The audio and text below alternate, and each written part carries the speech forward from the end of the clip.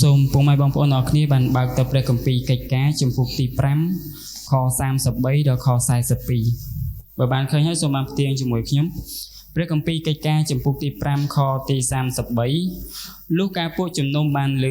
នោះគេមានចិត្តក្តៅក្រហាយជាខ្លាំងក៏ពិគ្រោះគ្នានឹងសម្លាប់ពួកសាវកចេញប៉ុន្តែពួកផារីស៊ីម្នាក់ឈ្មោះម៉ាលៀលជាអ្នកប្រាជ្ញច្បាប់ដែលមនុស្សទាំងអស់រាប់អានលោកឈរឡើងក្នុងពួកជំនុំបង្គាប់ឲ្យបញ្ចេញពួកសាវកទៅក្រៅបន្តិចសិនរួចលោកមានប្រសាសន៍ទៅពួកក្រុមជំនុំថា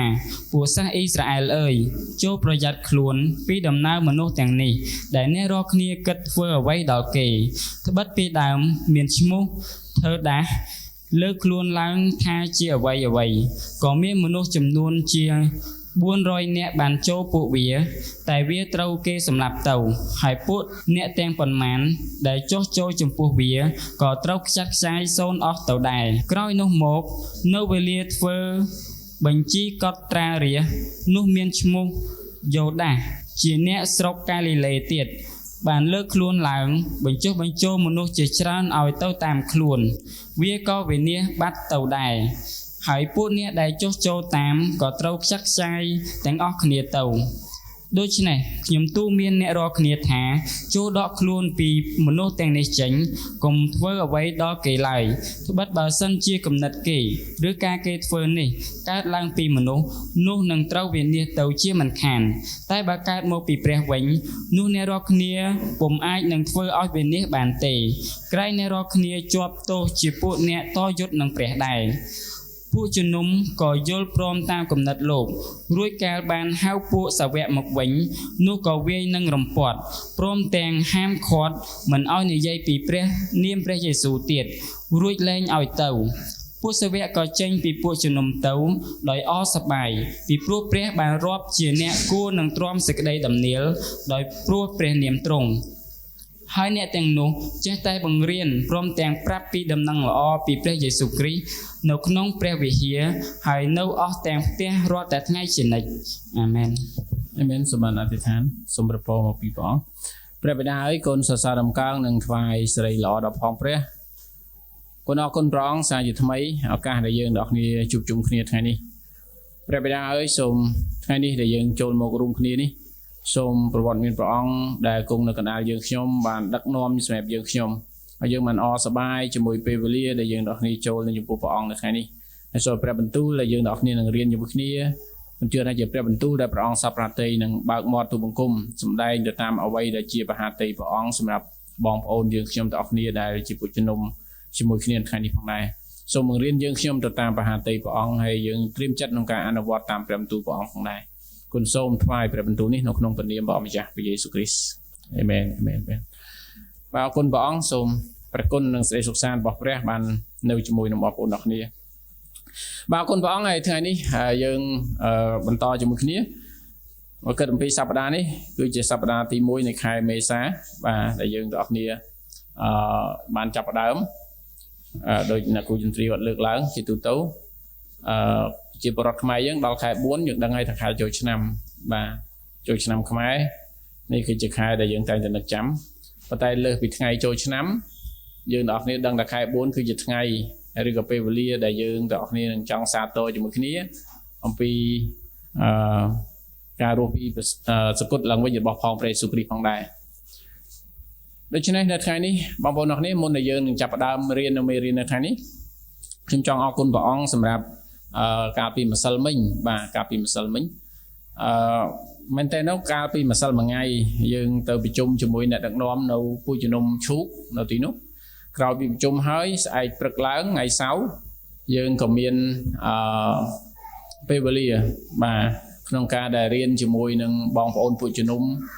នៅតាមខេត្តដែរដែលគាត់គេហៅយើងហៅថាគាត់គឺជាមនុស្សដែលមានសក្តានុពលសម្រាប់ពូជជំនុំបាទយើងហៅថាអ្នកជំនួយចុះបាទនៅតាមពូជជំនុំណាអញ្ចឹងម្សិលមិញនេះអ្នកមករៀនជាមួយគ្នាប្រហែលជាជាង10នាក់12ឬក៏13នាក់បាទគាត់រៀនជាមួយគ្នាណាអញ្ចឹងអរគុណព្រះអង្គមកពីខាងពូជជំនុំជីវិតព្រះយេស៊ូវជុំគិរីមកពីត្រាំកក់មកពីកំពង់ត្រាចមកពីណាមួយទៀតអង្គស្វាយបាទមកពីពូជជំនុំនឹងព 3 នាក់ដែលយើងសរុបមករួមគ្នាយើងមកថ្វាយគុំយើងមករៀនព្រះបន្ទូលព្រះអង្គជាមួយគ្នាតាមរយៈវគ្គហ្វឹកហ្វឺនដែលយើងបានអធិដ្ឋានដែលយើងគ្រោងក្នុងការបង្កើតមូលហេតុដែលយើងទាំងអស់គ្នាធ្វើកិច្ចការរបស់នេះដោយសារតែបច្ចុប្បន្នភាពបងប្អូនទាំងគ្នាបើសិនយើងមើលតាមពួកជំនុំហាក់ដូចជាខ្សោះល្វើយមែនតើពួកជំនុំបាទបញ្ហាមួយទៀតបើមើលនៅសាលាកាពីវិញអត់មានអ្នកដឹកនាំបន្តបច្ចុប្បន្នភាពនេះអ្នកដែលចង់បម្រើព្រះអង្គខ្សោយល្វើយអត់ដូចមុនទេបាទអ្នកបម្រើព្រះអង្គឥឡូវហ្នឹងហាក់ដូចជាមិនសូវជាមានចិត្តដូចមុនទេបច្ចុប្បន្នភាពនេះគ្រប់ទីកន្លែងមិនមែនថាតែនៅតែខេត្តកពតមួយទេប៉ុន្តែគ្រប់ទីកន្លែងទាំងអស់ដូច្នេះបានជាយើងអធិដ្ឋានហើយសម្រាប់ខ្ញុំអធិដ្ឋានសម្រាប់កិច្ចការហ្នឹង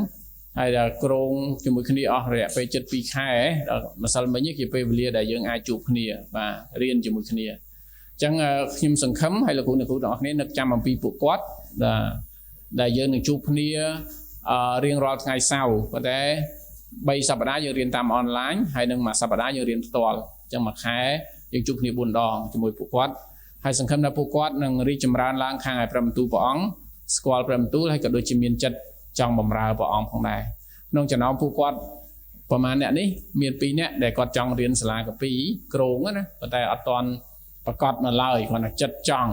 ដូច្នេះយើងសង្ឃឹមថាតាមរយៈវគ្គហ្វឹកហ្វឺនដែលយើងរៀនជាមួយគ្នារៀងរាល់ថ្ងៃសៅរ៍នោះនឹងជួយពួកគាត់ទាំងអស់គ្នាក្នុងការដែលបម្រើព្រះអង្គឬក៏ខ្លាចជាអ្នកដឹកនាំពួកជំនុំនៅថ្ងៃខាងមុខផងដែរអញ្ចឹងសង្ឃឹមថាបងប្អូនទាំងអស់គ្នានឹកចាំអំពីពួកគាត់ហើយជួយអធិដ្ឋានផងដែរនេះសម្រាប់វគ្គហ្វឹកហ្វឺនបានន័យថាសមាជិកបង្គោលនៅក្នុងពួកជំនុំនីមួយៗតាមខេត្តប្រទេសភ្នំពេញអត់តាន់មានអ្នកទៅបើបងប្អូនណាដែលចង់ទៅរៀនជាមួយគ្នាបាទរៀនជាមួយគ្នាសូមផ្ដល់តំណែងផងចង់បម្រើមិនមែនថាថ្ងៃទៅមុខទៅជាគ្រូគង្វាលក៏ដោយឲ្យតែមានចិត្តបម្រើសូមរៀនជាមួយគ្នារៀងរាល់ថ្ងៃសៅរ៍យើងរៀនជាមួយគ្នាម៉ោង8 កន្លះដល់ម៉ោង10 កន្លះបាទអញ្ចឹងសប្តាហ៍នេះយើងរៀនតាមផ្ទាល់ប៉ុន្តែសប្តាហ៍ក្រោយយើងអនឡាញអញ្ចឹងបើសិនជាបងប្អូនពួកជំនុំជីវិតព្រះយេស៊ូវភ្នំពេញមានបាទសូមផ្ដល់តំណែងផងយើងនឹងអែតបងប្អូនគ្នានៅក្នុងក្រុមហើយនឹងយើងរៀនជាមួយគ្នាផងដែរបាទអរគុណព្រះអង្គឥឡូវនេះយើងមើលជាមួយគ្នានៅក្នុងអត្ថបទព្រះបន្ទូលព្រះអង្គថ្ងៃនេះអូខេតោះអញ្ចឹងសូម slide បន្តិចមកអញ្ចឹងបងប្អូនអ្នកគ្នាមុនទៅចូលអត្ថបទព្រះបន្ទូលថ្ងៃនេះខ្ញុំចង់ជាសួរសម្រាប់បងប្អូនអ្នកគ្នានឹកចាំអំពីសប្តាហ៍មុនតើយើងរៀនពីអីអត្ថបទព្រះបន្ទូលយើងណា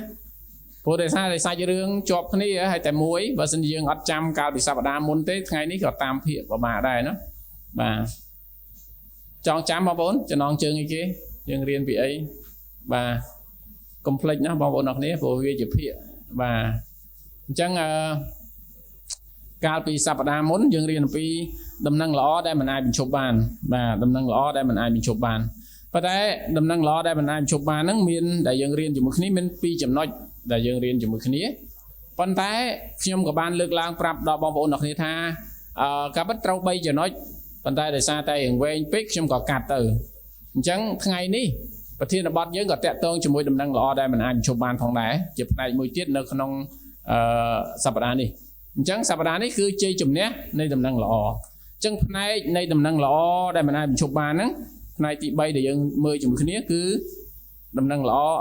អធិស្ឋានគឺជ័យជំនះនៃដំណឹងល្អនេះគឺជាផ្នែកទី3នៃក្នុងកម្មកិច្ចការជំពូកចុងជំពូក5ឥឡូវនេះបងប្អូនទាំងនេះសូមបានមើលជាមួយគ្នាតើអ្វីគឺជាជ័យជំនះបាទបងប្អូនទាំងនេះប្រហែលជាយល់អំពីពាក្យជ័យជំនះមានន័យយ៉ាងដូចម្ដេចសម្រាប់យើងទាំងអស់គ្នាបាទអញ្ចឹងខ្ញុំលើកមកតាមរយៈព្រះបន្ទូលព្រះគម្ពីរទេតាមរយៈព្រះគម្ពីរទេបើន័យជ័យជំនះរបស់លោកីគឺមានផ្សេងប៉ុន្តែន័យជ័យជំនះរបស់គ្រីស្ទបរិស័ទគឺសំដៅទៅលើការយកឈ្នះឬក៏ជោគជ័យដ៏ធំមួយដែលជារឿយៗទទួលបានមក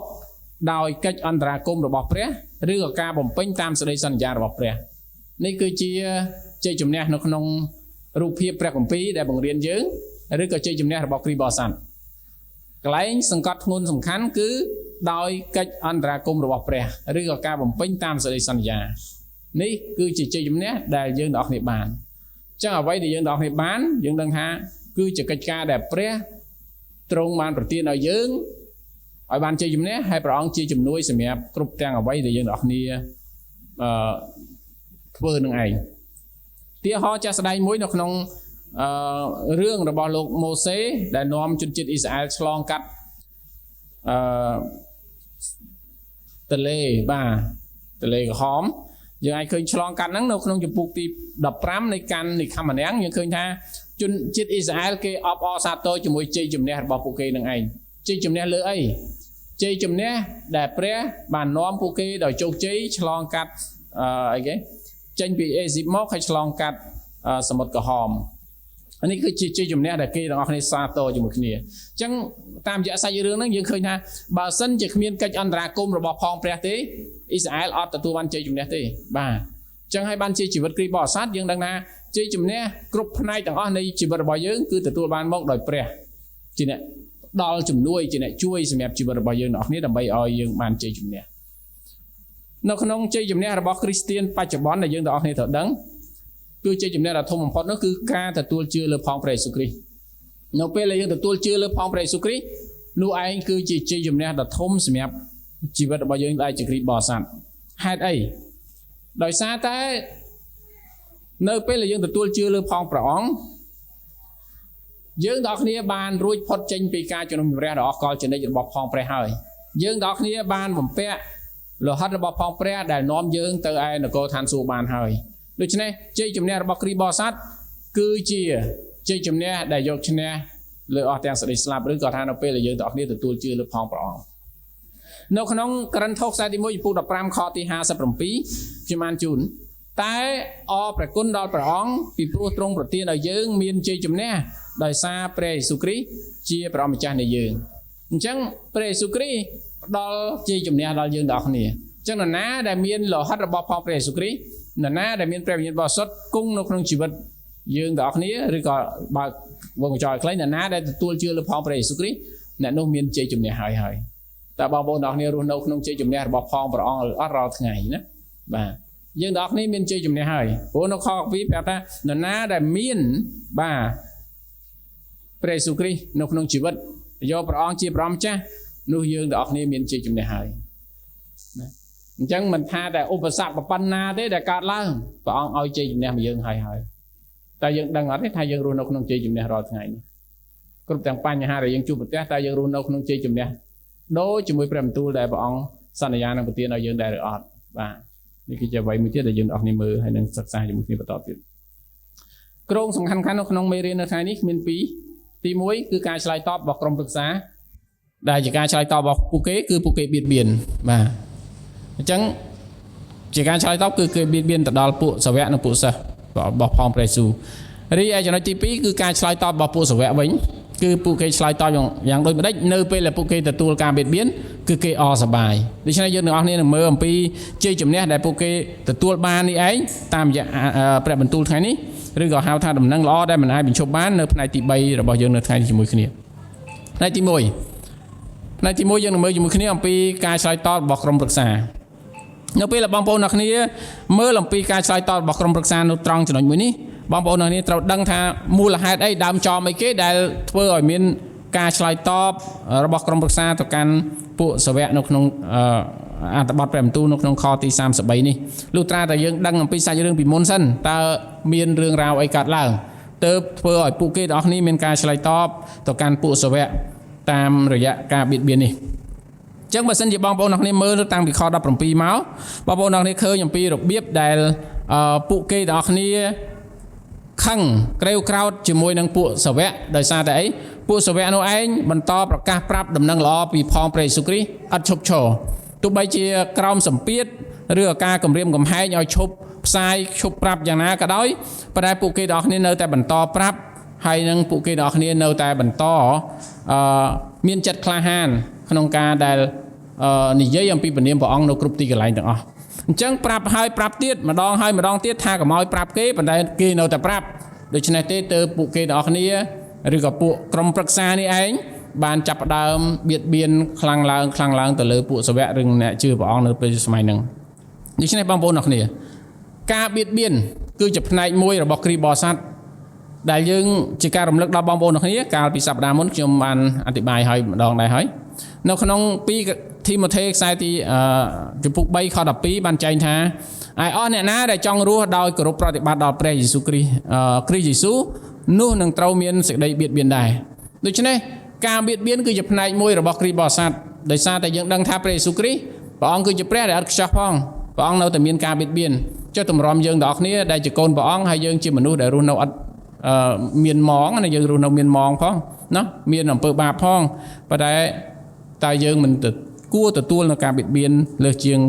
អំបានទៅទៀតទេឬអីដូច្នេះយើងឃើញថាដែលព្រះយេស៊ូវគ្រីស្ទទ្រង់ទទួលការបៀតបៀនជាយ៉ាងណាយើងទាំងអស់គ្នាក៏ទទួលការបៀតបៀនបែបយ៉ាងដូចនោះដែរអញ្ចឹងជីវិតគ្រីស្ទបរិស័ទមិនមែនជាជីវិតមួយដែលរស់នៅក្នុងសេរីភាពដែលគ្មានការបៀតបៀននៅក្នុងសង្គមនេះទេព្រះអង្គដែលសន្យាបែបហ្នឹងទេនេះគឺជាអ្វីមួយដែលបងប្អូនទាំងនេះត្រូវចងចាំពួកយើងរស់នៅក្នុងអត្តសញ្ញាណថ្មីហើយដែលលោកកៃគេអត់មានអត្តសញ្ញាណថ្មីដូច្នេះគេនឹងបៀតបៀនយើងឲ្យចង់មិនចង់ក៏ដោយដូច្នេះកន្លែងនេះគឺជាចំណុចមួយដែលបងប្អូនទាំងនេះរំលឹកខ្លួនឯងជានិច្ចជួបការបៀតបៀនគឺជារឿងមួយទៀតដែលយើងទាំងអស់គ្នារៀនរស់នៅក្នុងការដោះស្រាយប៉ុន្តែកុំអធិដ្ឋានសូមឲ្យលែងមានការបៀតបៀនវាគ្មានទេណាបាទគ្មានទេនៅលើផែនដីនេះទោះបីជាតិចតួចយ៉ាងណាក៏ដោយប៉ុន្តែយើងរស់នៅក្នុងជីវិតមួយដែលគេបៀតបៀនតែឥឡូវយើងចាប់ផ្ដើមជាមួយគ្នានៅក្នុងខទី33ជាមួយនឹងគ្នានៅក្នុងអត្ថបទរបស់យើងនៅក្នុងខទី33លុះកាលពួកជំនុំបានឮនោះគេមានចិត្តក្តៅក្រហាយជាខ្លាំងក៏ពិគ្រោះគ្នានឹងសម្លាប់ពួកសាវកចេញខទី34ប៉ុន្តែមានពួកផារ៉ាស៊ីម្នាក់ឈ្មោះកាម៉ាលៀលជាអ្នកប្រាជ្ញច្បាប់ដែលមនុស្សទាំងអស់រាប់អាននៅក្នុងខទី33ប្រាប់ថាពួកគេសំដៅទៅលើពួកក្រុមប្រឹក្សានឹងឯងសានហេរីននឹងឯងពួកគេទាំងអស់គ្នាក្តៅក្រហាយជាខ្លាំងហេតុអីគេក្តៅក្រហាយដោយសារតែចិត្តចំណែនដោយសារតែចិត្តស្អប់ដោយសារតែភ័យខ្លាចបាត់បង់ប្រជាប្រិយភាពរបស់ខ្លួនឯងទើបឲ្យពួកគេទាំងអស់គ្នាខឹងស្អប់ជាមួយនឹងពួកសាវកអត់បានទៅបៀតបៀនដល់គាត់ទេពួកគេទេពួកសាវកអត់បានទៅជេរដាក់បដាសាទៅដល់ពួកសានហេរីននឹងទេក្រុមប្រឹក្សានឹងទេពួកសាវកក៏មិនបានបន្តបង្អាប់អំពីគេឈ្មោះរបស់ពួកគេទាំងអស់គ្នាដែរប៉ុន្តែជារឿយពួកក្រុមប្រឹក្សានេះឯងតែងតែមានចិត្តចំណែនខឹងស្អប់ជាមួយនឹងពួកសាវកដោយសារអីខ្លាចបាត់បង់ប្រជាប្រិយភាពខ្លាចពួកសាវកមានប្រជាប្រិយភាពខ្លាំងជាងខ្លួនខ្លាចទួនាទីអំណាចរបស់ខ្លួនឯងត្រូវបានបាត់បង់ដូច្នេះនេះគឺជាអ្វីដែលធ្វើឲ្យចិត្តរបស់ពួកគេដល់ឲ្យក្តៅឡើងកាហាយឡើងខឹងឡើងណាអ្វីដែលយើងឃើញប៉ុន្តែខទី34បានពណ៌នាប្រាប់ថាមានឈ្មោះម្នាក់ឈ្មោះកាម៉ាលៀលដែលជាអ្នកប្រាជ្ញច្បាប់ឥឡូវនេះខ្ញុំនឹងពន្យល់ហើយនឹងយើងទាំងអស់គ្នានឹងមើលរឿងលម្អិតបន្តិចអំពីម្នាក់ឈ្មោះកាម៉ាលៀលនេះនៅពេលដែលមនុស្សកំពុងតែឆោឡោចង់រកសម្លាប់ពួកសាវកដែលយើងដឹងថាខ33បានពណ៌នាប៉ុន្តែមានម្នាក់បានឈរឡើងហើយនឹងម្នាក់នោះឯងចង់មានចេតនាមួយផ្ដល់ជាមតិយោបល់សម្រាប់ឲ្យក្រុមជំនុំនឹងឯងពិចារណាជាមួយនឹងគ្នាអ្វីដែលគាត់បានលើកឡើងនោះគឺគាត់ថាខបន្តទៀតលោកក៏ឈរឡើងក្នុងក្រុមជំនុំបង្គាប់ឲ្យបញ្ចេញពួកសាវកទៅក្រៅបន្តិចសិនខ35រួចលោកមានប្រសាសន៍ទៅក្រុមជំនុំថាពួកសាវកពួកសាសអ៊ីស្រាអែលអើយចូលប្រយ័ត្នខ្លួនពីដំណើរមនុស្សទាំងនេះដែលអ្នករាល់គ្នាគិតធ្វើដល់គេអញ្ចឹងនៅក្នុងខ35បានពណ៌នាថាគាត់លើកឡើងនៅក្នុងពួកជំនុំបាទថាឲ្យពួកអ៊ីស្រាអែលទាំងអស់គ្នាចូលប្រយ័ត្នពីដំណើរមនុស្សទាំងអស់នេះតើគាត់មានចេតនាអីគាត់មានចិត្តក្នុងការចង់ជួយពួកសាវកឬក៏យ៉ាងណាចេតនានោះមិនមែនទេគាត់មិនមែនចង់ជួយពួកសាវកទេខ្ញុំគិតថាមូលហេតុសំខាន់ដែលគាត់លើកឡើងនៅក្នុងចំណុចមួយនេះគឺគាត់ចង់កុំឲ្យមានការបះបោរខ្លាំងនៅសម័យហ្នឹងព្រោះដោយសារបងប្អូនទាំងនេះដឹងមុននេះបន្តិចសាច់រឿងណាមានពួកអ្នកជឿច្រើនអ្នកណាជឿលើព្រះអង្គរាប់ម៉ឺនអ្នកជឿលើព្រះអង្គពួកសាវកនិយាយទៅទីណាគេជឿលើព្រះអង្គច្រើននៅទីនោះដូច្នេះបានជាលោកកាម៉ាលៀលនេះគេរាប់ថាជាអ្នកប្រាជ្ញជាអ្នកដែលគេគោរពបាននៅក្នុងសាសអ៊ីស្រាអែលគាត់ចង់ប្រើប្រាជ្ញារបស់គាត់ដើម្បីដោះស្រាយរឿងហ្នឹងកុំឲ្យមានការចលាចលកើតឡើងនៅក្នុងពេលវេលាឬក៏ខណៈមួយហ្នឹងដូច្នេះគាត់បានលើកជាមតិយោបល់របស់គាត់ឡើងថាចូលប្រយ័ត្នជាមួយពួកទាំងអស់នេះប្រយ័ត្នរឿងអីខបន្តទៀតត្បិតកាលពីដើមមានឈ្មោះធើដាសលើកខ្លួនឡើងថាជាអ្វីក៏មានមនុស្សមួយចំនួនជា400នាក់បានចូលនឹងពួកវាតែវាត្រូវគេសម្លាប់ទៅហើយពួកអ្នកទាំងប៉ុន្មានដែលចុះចូលចំពោះវាក៏ត្រូវចាត់ចាយសូន្យអស់ទៅដែរអ ចឹងគាត់លើកឡើងអំពីឧទាហរណ៍មួយថាមានពីមុនមកមានធ្វើដាស់យើងអត់ដឹងពណ៌នាច្បាស់លាស់ថាតើដំណើររឿងរបស់គាត់ហ្នឹងយ៉ាងដូចម្ដេចទេអំពីធ្វើដាស់មួយនេះប៉ុន្តែគាត់ថាយើងដឹងថាគាត់ជាអ្នកដែលនាំឲ្យមានការបះបោរឡើងប្រឆាំងជាមួយចក្រភពរ៉ូមនៅសម័យហ្នឹងហើយនឹងបន្ទាប់ទៀតខទី38ក៏បានពណ៌នាបន្ថែមទៀតថាខ37លុះក្រោយមកនៅវេលាដែលធ្វើបញ្ជីកត់ត្រារាស្ត្រនោះក៏មានឈ្មោះយូដាសជាអ្នកស្រុកកាលីលេទៀតបានលើកខ្លួនឡើងបញ្ចុះបញ្ចូលមនុស្សជាច្រើនឲ្យទៅតាមខ្លួនវាក៏វិនិច្ឆ័យទៅបាត់ដែរហើយពួកអ្នកដែលចុះចូលតាមវាក៏ខ្ចាត់ខ្ចាយទាំងអស់ទៅអញ្ចឹងនៅក្នុងខទី37គាត់បានពណ៌នាអំពីម្នាក់ទៀតឈ្មោះយូដាសតែគាត់នេះគឺជាអ្នកស្រុកកាលីលេគាត់ក៏នាំឲ្យមានការបះបោរប្រឆាំងជាមួយរ៉ូមដែរប៉ុន្តែក្រោយមកក៏វិនិច្ឆ័យខ្ចាត់ខ្ចាយអស់ទៅដែរដូច្នេះខ38បានគាត់លើកឡើងបន្ថែមថាដូច្នេះខ្ញុំទូលមានអ្នករាល់គ្នាថាចូលដកថយពីមនុស្សទាំងនេះចេញកុំឲ្យធ្វើអ្វីដល់គេឡើយត្បិតបើសិនជាគំនិតរបស់គេឬការគេធ្វើនោះកើតឡើងពីមនុស្សនោះនឹងត្រូវវិនិច្ឆ័យទៅជាមិនខានខទី39តែបើកើតមកពីព្រះវិញនោះអ្នករាល់គ្នាពុំអាចនឹងធ្វើឲ្យវិនិច្ឆ័យបានទេអញ្ចឹងចេតនារបស់គាត់យើងអត់ដឹងថាគាត់ចង់ជួយពួកសាវកដោយចិត្តយ៉ាងណាយើងអត់ដឹងប៉ុន្តែគាត់ថាភាគច្រើនដែលយើងអាចពិចារណាបានគឺគាត់ធ្វើដើម្បីកុំឲ្យមានការបះបោរច្រើនកើតឡើងនៅក្នុងសម័យហ្នឹងហើយប៉ុន្តែគាត់លើកជាឧទាហរណ៍មួយដើម្បីឲ្យមនុស្សទាំងអស់គ្នាពិចារណាឬក៏អ្នកដែលជាក្រុមប្រឹក្សាពិចារណាគឺអំពីឧទាហរណ៍យ៉ាងសំខាន់អំពីអ្នកដែលមិនមែនជាអ្នកដែលធ្វើរឿងត្រឹមត្រូវហើយចុងក្រោយពួកគេទាំងអស់គ្នាបានត្រូវវិនិច្ឆ័យទៅនៅក្នុងចំណុចនេះមួយនេះបងប្អូនទាំងគ្នាខ្ញុំអាចឆ្លុះបញ្ចាំងមួយអំពីចេតនារបស់គាត់ណាដែលជាកាមាលៀលនេះយើងដឹងថាចេតនាគាត់យ៉ាងដូចម្ដេចប៉ុន្តែអ្វីដែលយើងដឹងមួយណាយ៉ាងពិតប្រាកដ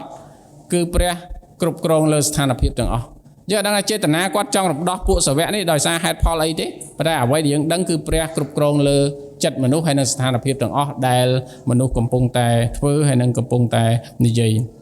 អញ្ចឹងបានជាខ39បានលើកឡើងថាព្រះតែបើការនោះកើតពីព្រះនោះអ្នករាល់គ្នាពុំអាចនឹងធ្វើអ្វីឲ្យវិនិច្ឆ័យបានទេអញ្ចឹងអ្វីដែលគាត់និយាយនេះគឺជាការឆ្លុះបញ្ចាំងមករហូតមកដល់សម័យបច្ចុប្បន្នដែលយើងអ្នកគ្នាឃើញជាមួយគ្នាថាអស់រយៈពេលជាង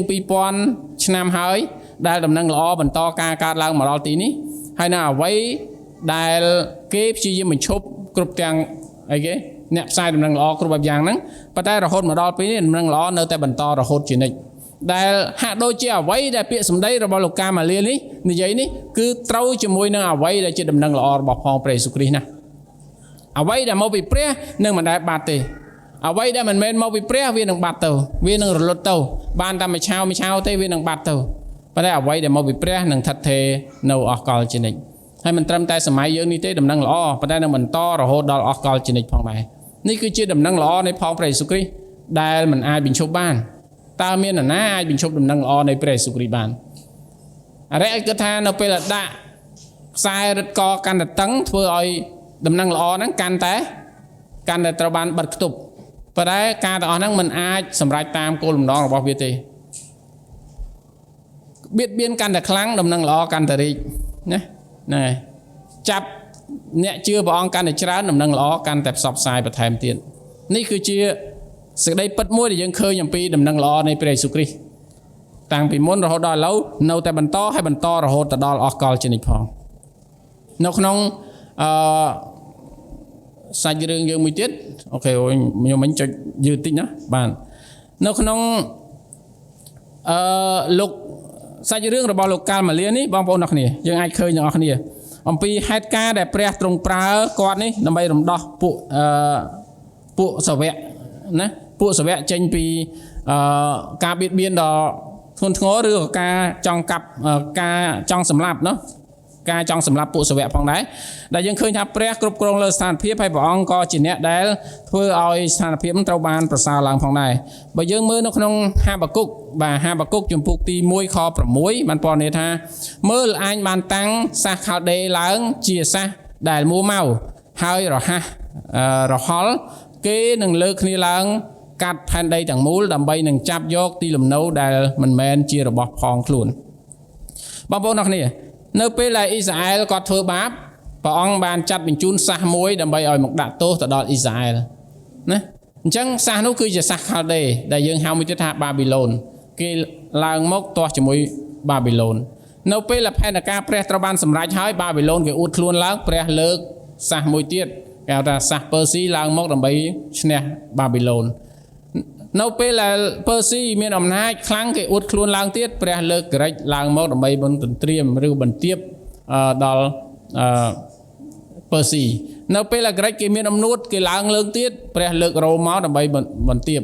នៅពេលដែលរ៉ូមលើកឡើងខ្លួនទៀតចុងក្រោយរ៉ូមត្រូវបានលេខទីរហូតដល់បច្ចុប្បន្នដូច្នេះតាមរយៈសាច់រឿងទាំងអស់ហ្នឹងយើងអាចឃើញថាព្រះអាចប្រើគ្រប់មនុស្សទាំងអស់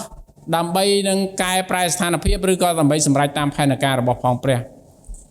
បើនៅក្នុងព្រះគម្ពីរបងប្អូនអរគ្នាឃើញជាមួយគ្នានៅក្នុងព្រះគម្ពីរខ្ញុំលើកឧទាហរណ៍មួយចំនួនព្រះអាចប្រើផារ៉ោនដើម្បីសម្ដែងចេស្តាព្រះអង្គបើយើងអាននៅក្នុងនិខមណាំងចំពោះ7ណាបងប្អូនអរគ្នាអានចំពោះ7ដល់ចំពោះ12និងចំពោះ14យើងឃើញថាផារ៉ោនគឺជាម្នាក់ដែលប្រឆាំងគេថាអត់ស្គាល់ព្រះទេព្រះជានរណា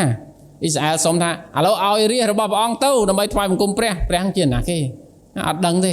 ហើយព្រះអង្គថាបើអត់ដឹងទេឲ្យដឹងគ្រោះកាយទាំង10កើតឡើងនៅលើសាសអ៊ីស្រាអែលអេស៊ីបហើយដល់ក្រោយមកទៀតចុងក្រោយគ្រោះកាយចុងក្រោយគឺសម្លាប់កូនច្បងរបស់សាសអេស៊ីបទៅទៀតហើយនឹងចុងក្រោយនោះគឺដេញតាមឆ្លងសមុទ្រក្រហមហើយទឹកក៏គ្របលើគេទៅអាហ្នឹងហេតុការណ៍ទាំងអស់ហ្នឹងកើតឡើងដោយសារព្រះបានសម្ដែងប្រើតាមរយៈផារ៉ោនដើម្បីសម្ដែងចេស្តាព្រះអង្គដើម្បីឲ្យរាជរបស់ព្រះអង្គបានឃើញចំណុចទី2ព្រះបានប្រើយូដាហើយស្ការីយ៉ុតដើម្បីសម្រេចនៅសេចក្តីសង្គ្រោះរបស់ផងព្រះ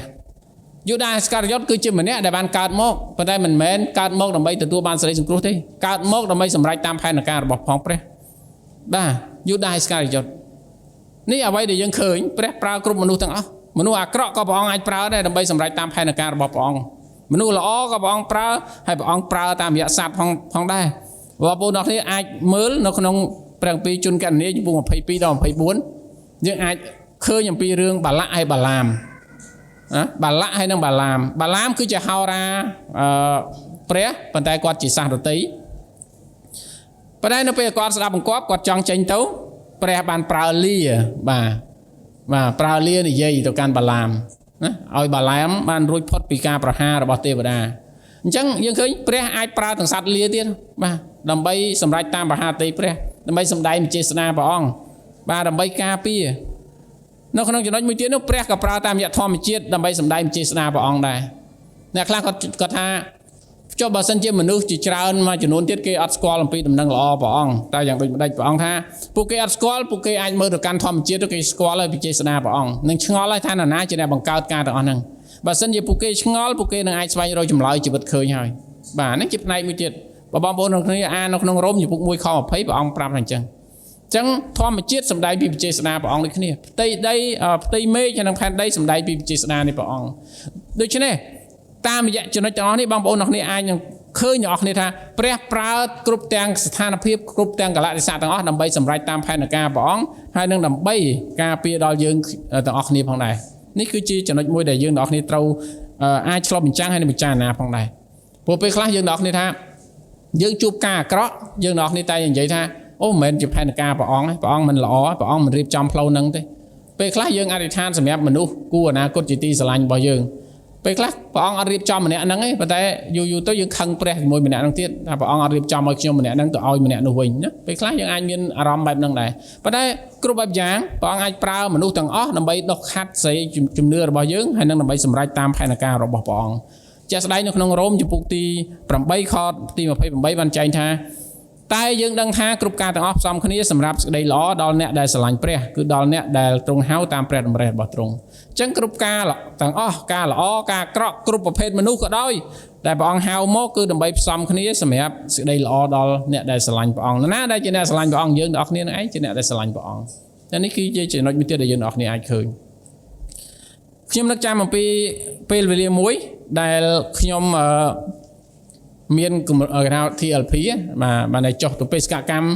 ចេញពីហ្វីលីពីនទៅខេត្តដទៃទៀតដើម្បីផ្សាយដំណឹងល្អដើម្បីបង្រៀនគេអំពីព្រះបន្ទូលនៅប្រទេសហ្វីលីពីនកាលឡើងយើងមានក្រុម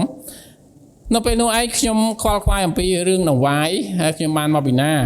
ហើយពួកជំនុំកាលឡើងធ្លាប់លើកម្ដងតែមិនមែនតាក់ទងជាមួយប្រធានបទបែបនេះទេ ខ្ញុំដឹងថាខ្ញុំអត់បានតាក់ទងជាមួយបងប្អូនយើងនៅខ្មែរទេខ្ញុំមិនដឹងថាតរណាគេដើម្បីគុតគង់សម្រាប់ដងវាយឲ្យបានគ្រប់គ្រាន់សម្រាប់ទៅ TLP នៅ Cebu នឹងហើយ Cebu ឆ្ងាយជាងគេទៀតកន្លែងខ្ញុំឆ្ងាយជាងគេបាទត្រូវការចំណាយក្នុងរយៈពេល2សប្តាហ៍ហ្នឹងតាមគម្រោងរបស់គេណាអស់ប្រហែលជា$350នៅពេលហ្នឹងខ្ញុំគិតថាខ្ញុំតរីពីណាមកណាខ្ញុំអត់មានលុយផងខ្ញុំតរីពីណាមកពិបាកក្នុងការរៃដងវាយពីគេណាប៉ុន្តែបងប្អូនអរគ្នានៅពេលដែលខ្ញុំរៃដងវាយហើយខ្ញុំចាប់ដើម message សួរបាទបងប្អូនមួយចំនួនប៉ុន្តែបងប្អូនយើងមួយចំនួននៅទីនេះខ្ញុំអត់បាន message ទេណាជាស្រ័យដែរកាលហ្នឹងអត់បានសូមឲ្យបងប្អូនចូលរួមចំណែកប៉ុន្តែដោយសារតែបងប្អូនមួយចំនួនគាត់ support ខ្ញុំរៀងរាល់ខែដូច្នេះខ្ញុំអត់បានរៃពីបងប្អូនអរគ្នាទេប៉ុន្តែរៃពីអ្នកផ្សេងអ្វីដែលខ្ញុំអស្ចារ្យនោះសម្រាប់អ្នកដែលអត់ជឿណាបងប្អូនអរគ្នាអ្នកអត់ជឿអ្នកដែលអត់មិនជាពួកជំនុំយើងហើយអ្នកត្រឹមតែខ្ញុំស្គាល់ប៉ុណ្ណោះហើយខ្ញុំគ្រាន់តែផ្ញើ message ចោលខ្ញុំឃើញថាប្រហែលជាគាត់មិនជួយទេក្នុងគំនិតខ្ញុំណា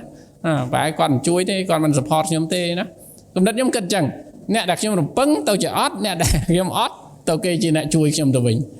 ហើយមកចាមែនតើដល់ពេលគាត់ឆ្លើយតបអូខ្ញុំនឹង support ហើយ support គាត់ច្រើនទៀតថាវ៉ាវអស្ចារ្យមែនតើហើយអាពេលវេលាហ្នឹងគឺជាពេលវេលាដែលគៀកមែនតើគៀកថ្ងៃមែនតើដែលខ្ញុំគិតគេ deadline ណាសល់ទៅជា2ថ្ងៃមិនដឹងទេហើយខ្ញុំគិតថាខ្ញុំបានលុយប៉ុណ្ណាអាហ្នឹងអត់មានគ្រប់ដងវាយសម្រាប់ទៅនោះ350ហ្នឹងប៉ុន្តែក្រោយមកគាត់នឹងឯងគឺជាអ្នកបំពេញគ្រប់អ្វីដែលជាចំនួនកំណត់របស់គេដែលខ្ញុំអាចទៅបាននៅពេលហ្នឹងខ្ញុំឆ្លុំអញ្ចឹងថាអ្វីដែលយើងត្រូវធ្វើមិនមែនយើងទាំងអស់គ្នាបង្ខំព្រះឲ្យធ្វើអីមួយតាមយើងទេប៉ុន្តែអ្វីដែលយើងធ្វើគឺទុកចិត្តព្រះអង្គទុកចិត្តព្រះអង្គគ្រប់កលៈទេសៈស្ថានភាពទាំងអស់ហើយជឿថាព្រះអង្គអាចប្រើទាំងសត្វប្រើទាំងធម្មជាតិប្រើទាំងមនុស្សគ្រប់ប្រភេទដើម្បីនឹងសម្រេចតាមផែនការហើយនឹងបំពេញយើងចុះអ្វីដែលយើងត្រូវឆ្លើយតបទុកចិត្តព្រះអង្គចាហ្នឹងគឺជាពេលវេលាមួយដែលខ្ញុំរៀនក្នុងការទុកចិត្តព្រះអង្គណាបំរើទុកចិត្តព្រះអង្គជាទូទៅបងប្អូនអ្នកគ្នានៅក្នុងការបម្រើព្រះអង្គនៅទីនេះក៏ដោយធ្វើថ្ងៃសៅរ៍នេះក៏ដោយខ្ញុំមិននិយាយលើកខ្លួនឯងទេប៉ុន្តែជាទូទៅនៅពេលដែលខ្ញុំរៀបដាក់ចិត្តក្នុងការបម្រើខ្ញុំអត់គិតអំពីសួរថាតើលុយខ្ញុំបាន support មកពីណាខ្ញុំអត់សួរទេជាទូទៅបម្រើព្រះអង្គនៅទីនេះក៏ដោយបាទខ្ញុំមិនសួរថាលោកគ្រូអ្នកគ្រូឲ្យលុយខ្ញុំប្រមាណណាខាងនេះឲ្យខ្ញុំប្រមាណទៅខ្ញុំបម្រើឲ្យមកខ្ញុំគិតថាការងារព្រះអង្គគឺជាអត្ថិភាពសិនក្រោយមកព្រះអង្គគុតគង់តាមរបៀបរបស់ព្រះអង្គហើយអានេះជារបៀបខ្ញុំដែលខ្ញុំពិសោធន៍ហើយរហូតមកដល់ពេលនេះធ្វើកិច្ចការអីមួយខ្ញុំមិនដែលសួរពីលុយនិយាយស្មោះត្រង់ទីពិសេសតាក់ទងការងារព្រះអង្គប៉ុន្តែបើព្រះអង្គរៀបចំឲ្យខ្ញុំមកហើយព្រះអង្គនឹងគុតគង់ហើយរហូតមកដល់ពេលនេះព្រះអង្គនៅតែមានរបៀបក្នុងការគុតគង់ខ្ញុំរហូតតាមរយៈបងប្អូនតាមរយៈលោកគ្រូអ្នកគ្រូតាមរយៈអ្នករតីទៀតគុតគង់ទៅតាមអ្វីដែលជាសេចក្តីត្រូវការរបស់យើងដូច្នេះការនេះគឺជាអ្វីដែលខ្ញុំពិសោធន៍បាទពិសោធន៍ជាមួយព្រះអង្គហើយការហ្នឹងឯងខ្ញុំចង់លើកចិត្តបងប្អូនអរគ្នាក៏ដូចគ្នាដែរព្រះអង្គអាចប្រើគ្រប់ស្ថានភាពទាំងអស់ដើម្បីបំពេញតាមផែនការព្រះអង្គឲ្យតែយើងមានចិត្តសម្រាប់ធ្វើដើម្បីពន្ធកិច្ចឬក៏កិច្ចការរបស់ផងព្រះអានេះអ្វីដែលខ្ញុំពិសោធន៍ចង់លើកចិត្តដល់បងប្អូនអរគ្នាផងដែរអញ្ចឹងទោះបីជាមានការបៀតបៀនទោះបីជាមានបញ្ហាយ៉ាងណាក៏ដោយចំណុចទី1នេះអ្វីដែលជាការលើកចិត្តដល់យើងទាំងអស់គ្នាទុកចិត្តព្រះអង្គបាទទុកចិត្តព្រះអង្គអាចប្រើគ្រប់ស្ថានភាពទាំងអស់ដើម្បីជួយសង្គ្រោះសម្រាប់យើងទាំងអស់គ្នាផងដែរចំណុចទី2ដែលយើងទាំងអស់គ្នានឹងមើលជាមួយគ្នាគឺជាការឆ្លើយតបរបស់ពួកសាវកវិញអញ្ចឹងការឆ្លើយតបរបស់ពួកក្រុមជំនុំក្រុមប្រឹក្សាមិញគឺគេបៀតបៀនតើអ្វីគឺជាការឆ្លើយតបរបស់ពួកសាវកការឆ្លើយតបរបស់ពួកសាវកគឺពួកគេឆ្លើយតបដោយអសប្បាយអ្វីដែលយើងមើលជាមួយគ្នាមិញណាពួកគេឆ្លើយតបដោយអសប្បាយនៅក្នុងខទី41បានប្រាប់យើងទាំងអស់គ្នាថាពួកសាវកក៏ចេញពីពួកជំនុំទៅដោយអសប្បាយពីព្រោះពួកគេបានរាប់ជាអ្នកគួរនឹងសេចក្តីទ្រាំសេចក្តីរំលាលដោយព្រោះព្រះនាមទ្រង់បងប្អូនអ្នកគ្នានៅក្នុងចំណុចមួយនេះខ្ញុំអានហើយអានទៀតចិត្តតែមើលអំពីអ្វីដែលជាការឆ្លើយតបរបស់ពួកសាវកគេអ្វីបាទនៅចុងខមិញគេវាយទាំងរំពាត់គេវាយទាំងរំពាត់ហើយគេបដិញ្ញចេញទៅប៉ុន្តែនៅក្នុងខទី41បានប្រាប់យើងថាពួកគេចេញទៅមែនប៉ុន្តែចេញទៅទាំងអសប្បាយគេអ្វីបងប្អូនអ្នកនេះគេអ្វីបាទដូចព្រឹកមិញលោកគ្រូពិសិដ្ឋក៏ចែកចាយគេថាអាពាក្យថាវៃសម្រាប់អ៊ីស្រាអែលនៅសម័យហ្នឹង39ពាត់គេវៃម្នាក់39ពាត់នៅក្នុងករិនថូសខ្សែទីប៉ុន្មានខ្សែទី2ចំពុកទី11ខទី27 24គេវៃទៅ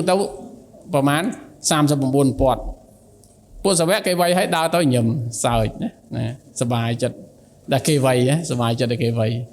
ខ្ញុំនឹកចាំអំពីកន្លែងហ្នឹងនឹកឃើញអស់សំណើចបន្តិចប៉ុន្តែនឹកឃើញអំពីព្រះបន្ទូលរបស់ព្រះអង្គព្រះយេស៊ូវណាបងប្អូននាងចាំនៅពេលព្រះអង្គថាបើសិនជាគេទះកាភ្លៀងយើងខាងស្ដាំណាបែរខាងឆ្វេងទៀតឲ្យគេទះណាបើសិនជាគេអីគេចង់បានអាវខាងក្រៅរបស់យើងដោះអាខាងក្នុងឲ្យគេទៀតបើគេសុំយើងឲ្យជូនគេទៅ1យោជជូនគេ2យោជទៀតមានន័យមិនពេលខ្លះយើងថាយើងឌឺគេណា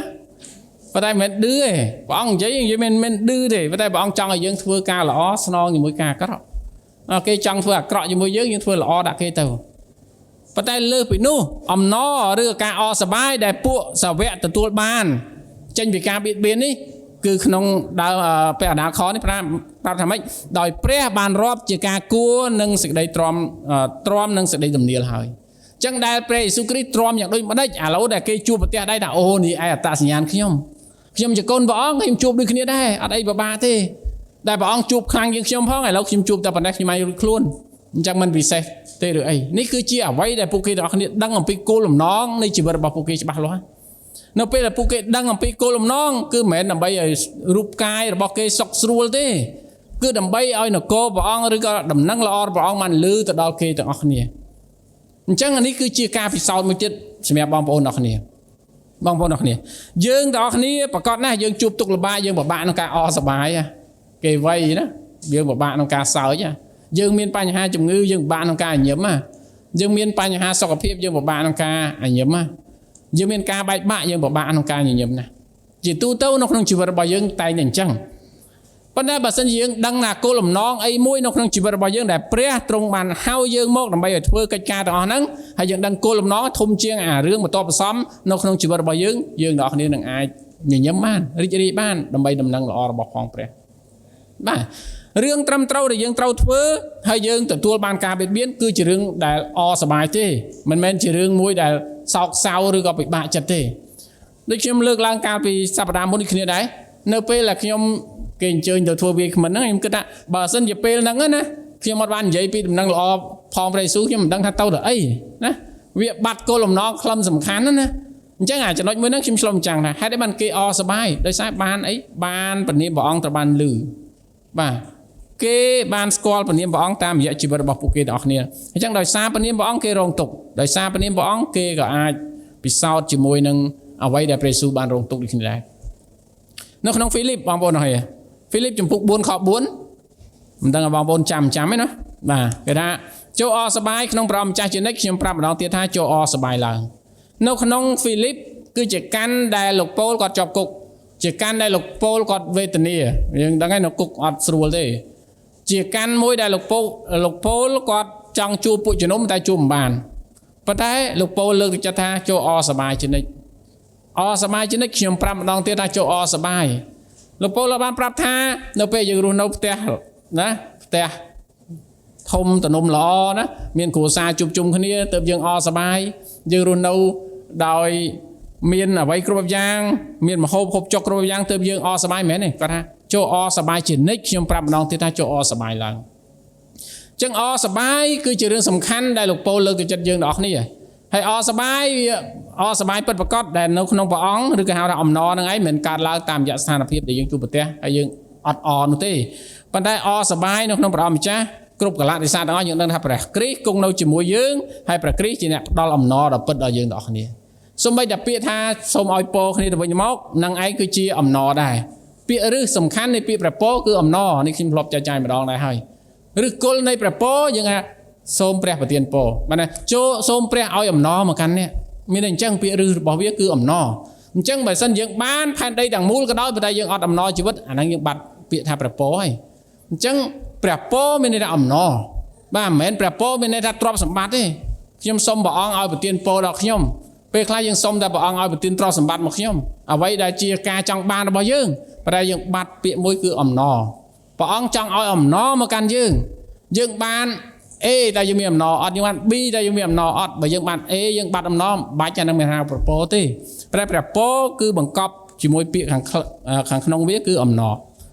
ដូច្នេះកន្លែងនេះព្រះអង្គចង់ឲ្យអំណរមកកាន់យើងលោកប៉ូលចង់ឲ្យអំណរមកកាន់យើងលោកប៉ូលចង់ឲ្យយើងពិសោធន៍ជាមួយព្រះអង្គនៅអំណរបែបនេះឯងគោលបំណងពីរដែលព្រះបង្កើតយើង ទី1គឺឲ្យយើងថ្វាយសេរីល្អដល់ព្រះទី2ឲ្យយើងមានអំណរក្នុងជីវិតរស់នៅមិនចឹងទេមានអំណរក្នុងជីវិតរស់នៅតែយើងរស់នៅរាល់ថ្ងៃមានអំណរអត់ទេបាទហើយក៏មិនបខំឲ្យបងប្អូនខំញញឹមណាខំអមានបញ្ហាមែនទេប៉ុន្តែអំណរនោះផុសចេញពីចិត្តរបស់យើងខាងក្នុងមក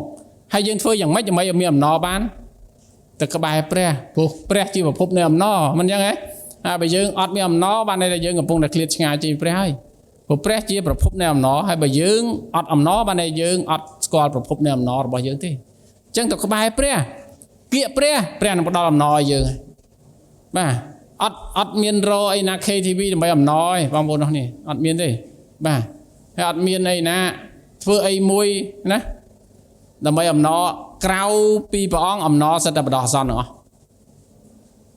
អ្នកអត់ជឿព្រះអង្គគេចង់បានអំណរគេផឹកស៊ីបាទប្រុសបរោះខ្លះណាគេមានគេចង់បានអំណរគេទៅរកស្រីក្រៅអញ្ចឹងទៅអ្នកខ្លះណាគេចង់បានអំណរគេទិញតាមអនឡាញអញ្ចឹងទៅហ្នឹងស្រីអត់ចូលចិត្តតាមទិញតាមអនឡាញខោបោអីអញ្ចឹងទៅខាងចិនខាងអីអញ្ចឹងណាអាហ្នឹងក៏អំណរប៉ុន្តែអំណរផ្លែហ្នឹងក៏កំងសบายចិត្តណាគេដឹកដេញដល់សែតបាត់ណា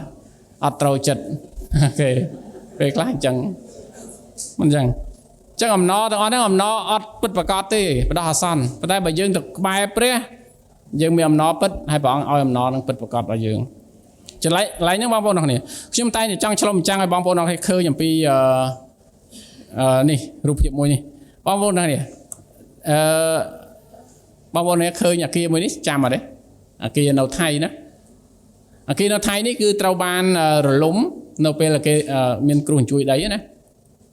ជួយដីមកដល់ហើយក៏រលំទៅដល់គេសិក្សាអំពីថាមូលហេតុអីបានជាអាគារនឹងរលំហើយអាគារផ្សេងទៀតអត់រលំអញ្ចឹងណានៅពេលគេសិក្សាទៅគេដឹងថាម៉េចគេដឹងថាម៉េចដែកដែលសាងសង់ហ្នឹងដែកដែលសាងសង់ខុសស្តង់ដារអត់ត្រូវຂະຫນាតរបស់គេអត់ត្រូវកម្រិតដែលអាចឲ្យអាគារនឹងធន់បានអញ្ចឹងនៅពេលគេសិក្សាគេដឹងបញ្ហាហ្នឹងហើយខ្ញុំចង់លើកឡើងហ្នឹងពេលខ្លះយើងទាំងអស់គ្នាក្នុងជីវិតគ្រីស្ទបរិស័ទយើងភ្លេចបងប្អូនភ្លេចអត្តសញ្ញាណរបស់យើងអត់អំណរហើយយើងដើរសេតរហូតមានបញ្ហាតិចតួចចិត្តតែកពុលមុខរហូតមានប្របាក់ចិត្តរហូតយើងបាត់អត្តសញ្ញាណយើងហ្នឹងហើយអត្តសញ្ញាណយើងមិនមែនចេះទេមិនមែនសំដែងទេប៉ុន្តែអត្តសញ្ញាណយើងចេញពីក្នុងរបស់យើងដែលអាចមានអំណរបានរីករាយក្នុងគ្រ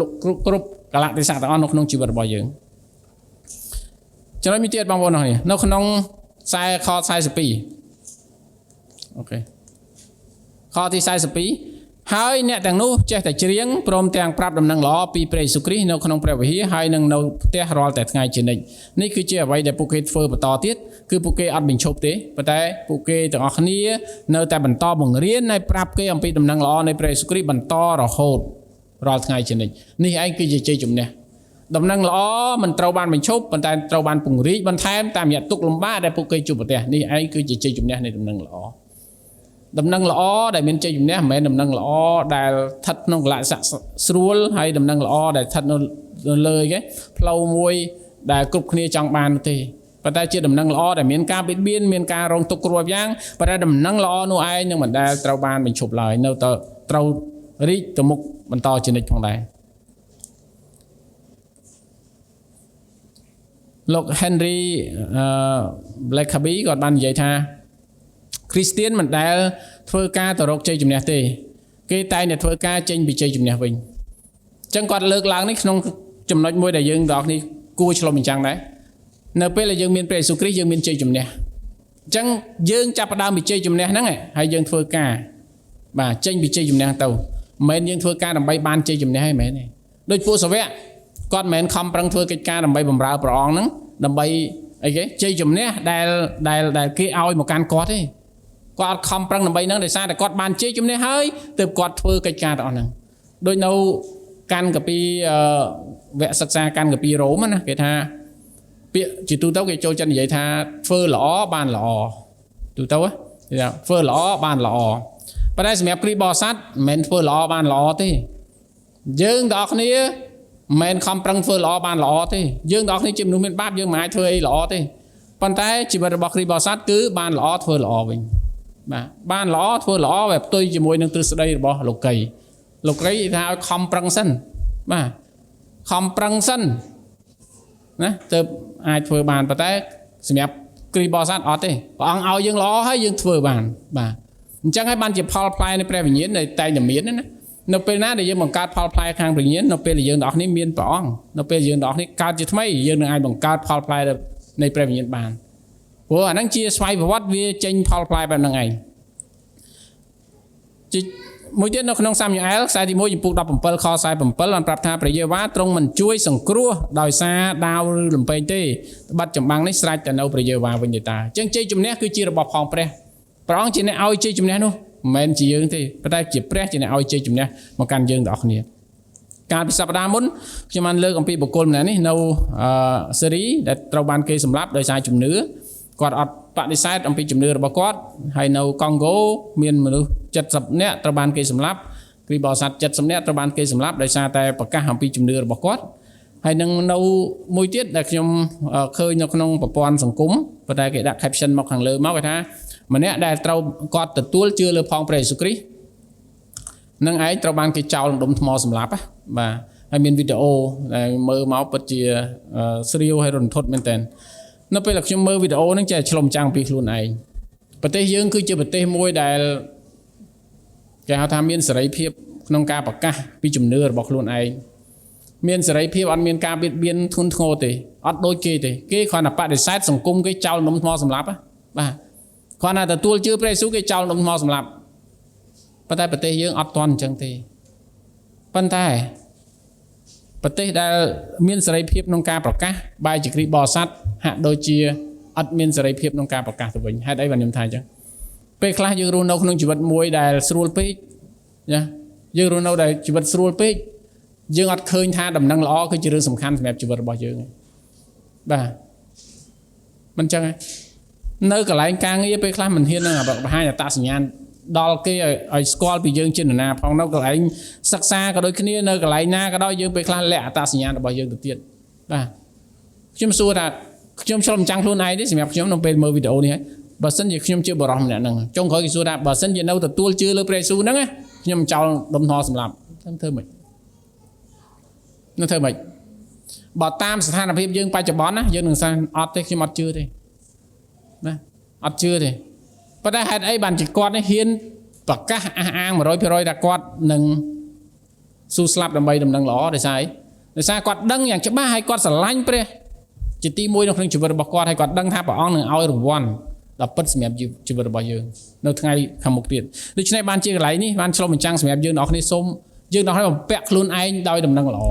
យើងអត់តន់រងទុកខ្លាំងទេយើងរងទុកទិញទួចដោយសារតែការបៀតបៀនដទៃទៀតដែលកើតមានជំវិញខ្លួនយើងប៉ុន្តែសូមគម្របវាថាជាបញ្ហាធំឡើយអ្វីដែលជាគោលបំណងរបស់ព្រះគឺឲ្យយើងប្រកាសដំណឹងល្អទៅកាន់គេគ្រប់កន្លែងអញ្ចឹងកន្លែងណាដែលព្រះអង្គហៅយើងឲ្យយើងប្រកាសទៅតាន់យើងទាំងអស់គ្នាមានសេរីភាពក្នុងការប្រកាសតែយើងទាំងអស់គ្នាមានការរឹតបន្តឹងខ្លាំងដូចនេះប្រហែលជាពេលហ្នឹងយើងទាំងអស់គ្នានឹងដឹងហើយថាជំនឿយើងស្ថិតជាប់បានប៉ុណ្ណានៅចំពោះព្រះអង្គដូច្នេះសង្ឃឹមថាជ័យឆ្កាងនៃព្រះយេស៊ូវគ្រីស្ទបានផ្ដល់ជាក្តីសង្ឃឹមសម្រាប់យើងហើយដល់ពេលយើងមើលជ័យឆ្កាងព្រះអង្គយើងឃើញអំពីប្រគុណដ៏ធំមហិមារបស់ផងព្រះអង្គសម្រាប់ជីវិតរបស់យើងបងប្អូនទាំងគ្នានៅក្នុងឆ្នាំ2025នេះយើងនឹងត្រូវធ្វើបុណ្យបញ្ជូនរស់នៅក្នុងថ្ងៃទី20បាទខែមេសាប៉ុន្តែនៅពេលដែលយើងពិចារណាជាសកលគេធ្វើនៅថ្ងៃទី20ខែមេសាប៉ុន្តែនៅពេលយើងឆ្លុះបញ្ចាំងអំពីបរិបទយើងណាបងប្អូនហើយមុន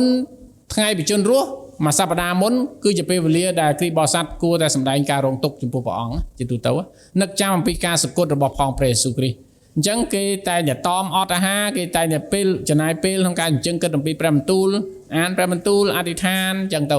រយៈពេលមុនមួយសប្តាហ៍ប៉ុន្តែឆ្នាំនេះគឺបុណ្យបញ្ជូនរស់ធ្វើឡើងនៅថ្ងៃទី20ហើយដល់ថ្ងៃទី20អាមុនមួយសប្តាហ៍មានកម្មវិធីគេចូលឆ្នាំហើយយើងទៅអសប្បាយហើយទៅហើយណានឹងសម្ដែងការរងទុក្ខយ៉ាងម៉េចណារយៈពេល7ថ្ងៃហ្នឹងណាយើងទៅជួបជុំយើងទៅណាមានអាហារឆ្ងាញ់ទៅបរិភោគភ្លេចបាត់ហើយណាអំពីការរងទុក្ខរបស់ផងព្រះយេស៊ូវគ្រីស្ទដូច្នេះខ្ញុំគិតថាបើសិនជាឆ្នាំក្រោយណាខ្ញុំអត់ដឹងកាលភាគបើសិនជាឆ្នាំក្រោយវា